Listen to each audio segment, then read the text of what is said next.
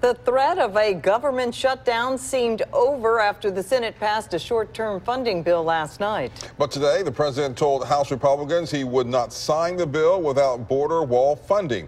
Here's a little background on what agencies are affected if the government were to shut down. Agencies that will be affected include the Vicksburg Military Park, which would be closed until the shutdown is over.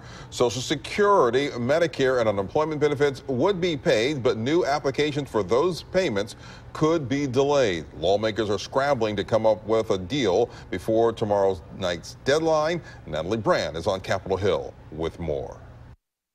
We're right in the middle of a sort of a meltdown on the part of the Republicans. President Trump told House Republicans this afternoon he will not sign the Senate-passed short-term spending measure that would prevent a partial government shutdown. He insists any bill must have extra funding for border security, including a wall. After an hour-long meeting at the White House, GOP leaders say they will keep working on it. So what we're going to do is go back to the House and work with our members.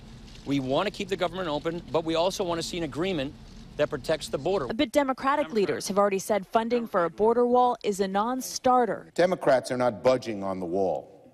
We favor smart, effective border security, not a medieval wall. Some House Republicans also want to add funding for disaster assistance to the spending bill. That's one area where there could be more common ground with Democrats. We'll see what they come up with in terms of disaster assistance. With the deadline just one day away, it's now unclear when the House will even vote on the measure. There's no consensus right now on what the best way forward is, at least not among House Republicans. Natalie Brand, CBS News, Capitol Hill. When asked about the president's mood in his meeting with House Republicans, one attendee described him as chipper.